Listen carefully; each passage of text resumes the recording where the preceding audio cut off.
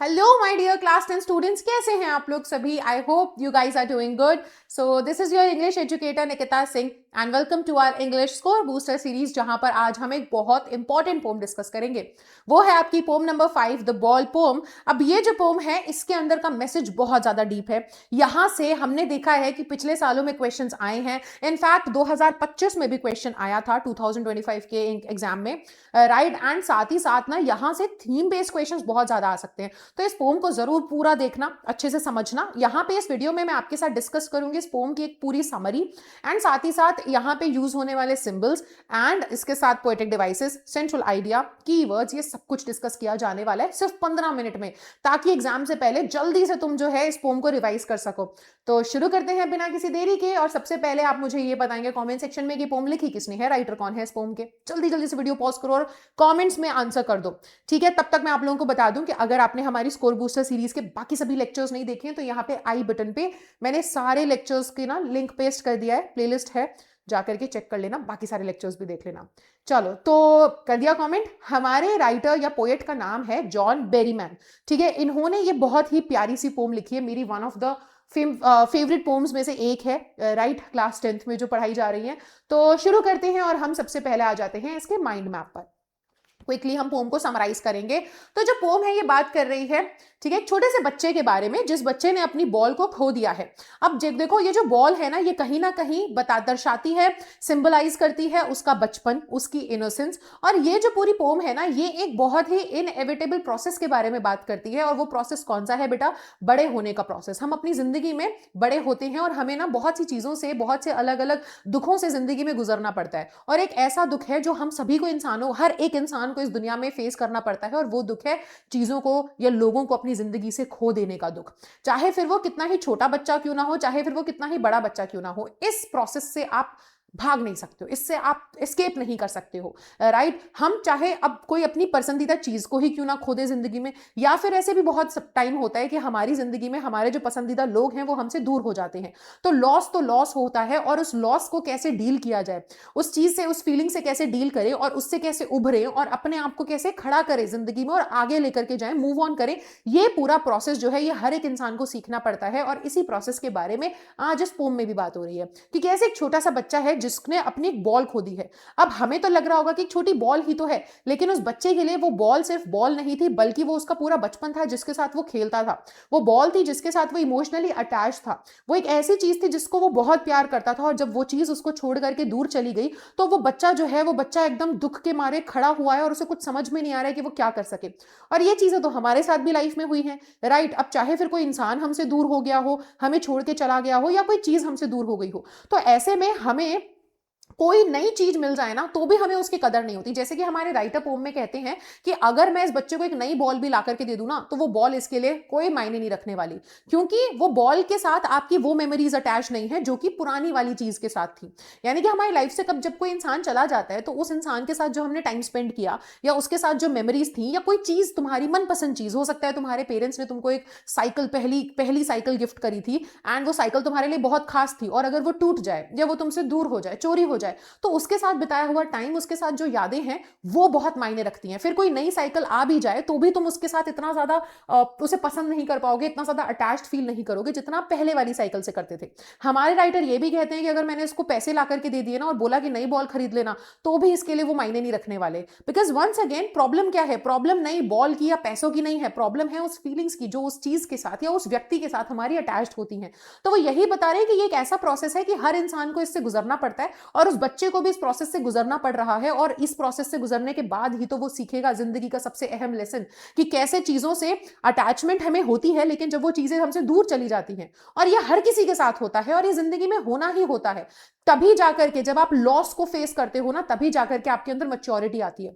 तो कोई ऐसा इंसान नहीं है जो अपनी इस प्रोसेस को रोक सके कि आप बच्चे हो और जिंदगी भर बच्चे रहो। मैच्योरिटी हर किसी के अंदर आती है, और वो तभी आती है जब आप इन सभी एक्सपीरियंसेस से गुजरते हो लाइफ में। तो राइटर बोलते हैं कि बच्चा एक इंपॉर्टेंट लेसन लाइफ का सीख रहा है, उसने कोई चीज खोई है, और वो यहां से सीख रहा है कि अब जब चीजें हमसे दूर जाती हैं तो हमें उनसे कैसे डील करना है, उस लॉस, उस फीलिंग से कैसे डील करना है, और हमें अपने आप को समेट कर, हमें अपने आप को स्ट्रांग रख के मूव ऑन लाइफ में कैसे करना है। यही होती है मैच्योरिटी, राइट। तो इस बारे में है ये पोम, जो कि मैंने आपको जल्दी से बता दी है। अब एक बार इसे रीड कर लेते हैं। What is the boy now who has lost his ball? What is he to do? I saw it go merrily bouncing down the street and then merrily over. There it is in the water. No use to say, oh, there are other balls. An ultimate shaking grief fixes the boy as he stands rigid, trembling, staring down. तो अब यहाँ पे वो बोल रहे हैं कि क्या है वो बच्चा जिसने अपनी बॉल खो दी है. मैंने देखा उसको. अब हमारे राइटर जॉन बेरीमैन जो है वो एक ऑब्जर्वर है. वो बोल रहे हैं मैंने देखा था उस बॉल को कि वो ऐसे मेरेली बाउंस करते हुए नीचे चली गई सड़क से और वो जाकर के पानी में गिर गई है.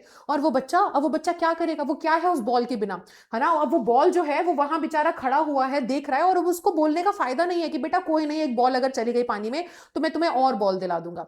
क्योंकि it is not about other balls, it is not about कि मेरे को एक दूसरी बॉल चाहिए. अब होता है क्या है कि जब हमारी पसंदीदा चीजें हमसे दूर चली जाती हैं तो ऐसा नहीं होता कि हम उसको बहुत जल्दी किसी और से रिप्लेस कर लेते हैं. प्रॉब्लम क्या आती है? प्रॉब्लम ये नहीं आती है कि अरे एक बॉल खो गई दूसरी नहीं मिलेगी. प्रॉब्लम ये है कि उस बॉल के साथ बिताया हुआ समय, उसके साथ मेमोरीज, है ना, वो अब आप दूसरी के साथ कैसे उसको रिप्लेस कर पाओगे? दूसरी बॉल के साथ वो मेमोरीज नहीं है ना, वो अटैचमेंट नहीं है. तो ये चीज के बारे में यहां पर बात हो रही है. आगे हमारे राइटर बोलते हैं कि all his young days into the harbor where his ball went, I would not intrude on him. A dime another ball is worthless now. He senses first responsibility. In a world of possessions, people will take balls will be lost always. Little boy, and no one buys a ball back. Money is external. इसलिए ये pome मुझे इतनी प्यारी लगती है क्योंकि इसके अंदर जो मैसेज है वो यूनिवर्सल है. हर एक इंसान इसके साथ रिलेट कर सकता है क्योंकि हम लोगों ने हमेशा अपनी जिंदगी में, हर एक इंसान ने कोई ना कोई अपनी मनपसंदीदा चीज, इंसान खोया ही होता है. राइट, हम सब इस जिंदगी में इस फेज से गुजरते हैं. तो राइटर भी यही बोल रहे हैं कि अब उसके सारे वो जो दिन थे, उसके पुराने वो जो बचपन के दिन थे, वो सारे उस बॉल के साथ चले गए क्योंकि वो बॉल जब गई तो वो उसके साथ पूरी जो यादें थी वो भी चली गई, है कि नहीं. और वो बच्चा सिर्फ वहां पर खड़ा देखता रहा, वो कुछ कर भी नहीं पाया. अब राइटर कह रहे हैं कि मैं दखल अंदाजी नहीं देना चाहता. उसका ये जो प्रोसेस है, उसने बॉल खो दी, बेचारा अब खड़ा होकर देख रहा है, उसे दुख हो रहा है, मैं इस प्रोसेस में दखल अंदाजी नहीं करना चाहता क्योंकि मैं जानता हूं. वो कह रहे हैं कि dime another ball is worthless.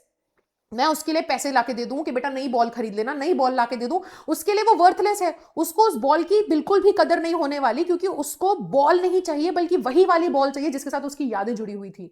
तो वही होता है ना कि लाइफ में अगर कोई इंसान तुम्हें छोड़ के भी चला जाए या कोई चीज तुम्हारी टूट भी जाए तो ऐसा नहीं है कि हम दूसरे इंसान को लाइफ में नहीं ला सकते या कोई और हमारी जिंदगी में नहीं आएगा या कोई और वो चीज हमारी जिंदगी में नहीं आएगी. साइकिल अगर खो गई तो ऐसा नहीं है नई साइकिल नहीं आ सकती. प्रॉब्लम यह है ना कि वो जो पुरानी साइकिल थी उसके साथ वो यादें जुड़ी हुई थी, या जो इंसान था जो हमारी लाइफ से चला गया उसके साथ वो फीलिंग्स जुड़ी हुई थी. अब नया इंसान तो आ जाएगा बट उस फीलिंग्स का क्या, है ना, वो अटैचमेंट का क्या, वो मेमोरीज का क्या, इस बारे में यहां पर बात हो रही है. तो वो बोल रहे हैं कि ये जो दुनिया है ना, ये बस पोजेशंस की दुनिया है, मटेरियलिस्टिक दुनिया है, मोहमाया की दुनिया है. अरे बॉल्स जो हैं वो तुमसे दूर चली जाएंगी, तुम्हारी मनपसंद चीजें, यहाँ पे बॉल्स जो है वो बेटा क्या सिग्निफाई कर रही है, सिंबलाइज कर रही है, तुम्हारी मनपसंद चीजें वो तुमसे बहुत दूर चली जाएंगी या लोग तुम्हें उससे दूर ले जाएंगे. मतलब दोनों केसेस हो सकते हैं.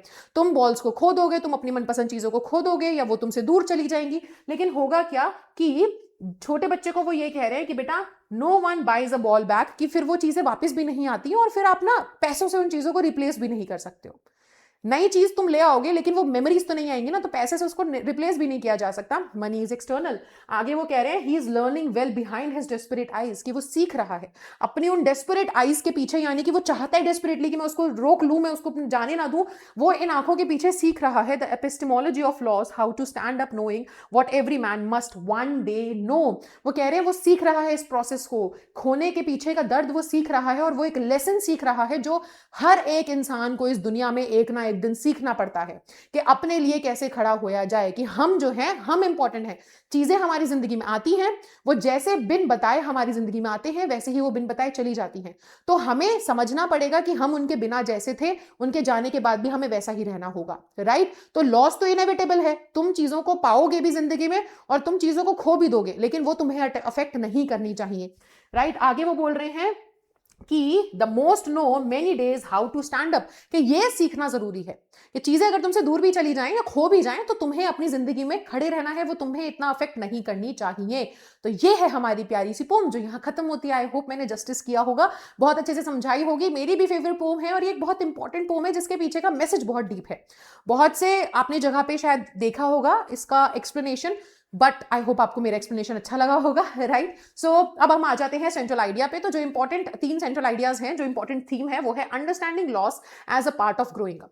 कि समझना पड़ता है कि लॉस ग्रोइंग अप का पार्ट है। आप अपनी उम्र को नहीं रोक सकते, आप इस प्रोसेस को नहीं रोक सकते कि जिंदगी भर बच्चा बन के रहोगे। और ग्रोइंग अप का एक इंपॉर्टेंट पार्ट क्या है कि हमें ना जब चीजें हम जिंदगी से खोनी चालू करते हैं, चाहे फ्रेंड्स हो चाहे कुछ भी हो, चीजें जब जिंदगी से खोनी चालू होती हैं तो वो ग्रोइंग अप का ही पार्ट होता है। एनएस्केपेबल नेचर ऑफ लॉस, कि लॉस से आप भाग नहीं सकते। चाहे फिर किसी की डेथ की वजह से लॉस हुआ, आपने अपनी फैमिली में किसी को खो दिया, उनकी मृत्यु हो गई या कुछ भी हो, तो लॉस जो है वो इनएस्केपेबल नेचर है, उससे भागा नहीं जा सकता है। And self realization and emotional maturity important है, इसको याद रखना, ठीक है?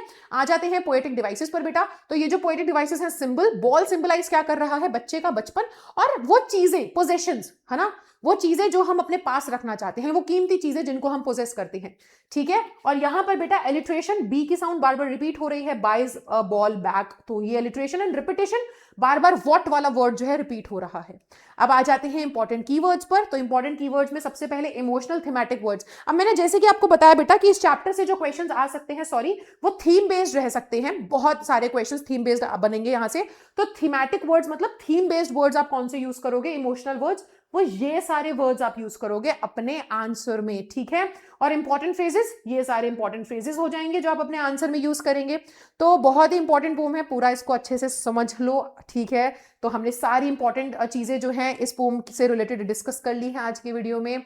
आई होप आपको अच्छे से समझ में आया होगा। अगर आपको अच्छा लगा, चैनल पे नए हो तो बेटा चैनल को सब्सक्राइब कर लो। और आपके वीडियो पे, आपके सामने यहाँ पे 2 वीडियोस आ रही होंगी, इन 2 वीडियोस को भी जरूर देखना। कंपैरिजन बेस्ड क्वेश्चंस को कैसे सॉल्व करते हैं वो मैंने एक वीडियो बनाया है। एंड सबसे इंपॉर्टेंट वीडियो है इस साल का कि 2026 में आने वाले 5 एनालिटिकल पैराग्राफ्स जो होंगे वो मैंने आपको बताए हैं। इस वीडियो को जाके जरूर देखना। एनालिटिकल पैराग्राफ इंपॉर्टेंट है, आएगा एग्जाम में, और आपको पता होना चाहिए कौन सा आएगा। मैं आपसे मिलूंगी नेक्स्ट वीडियो में, तब तक के लिए bye bye guys, take care and thank you so much everyone.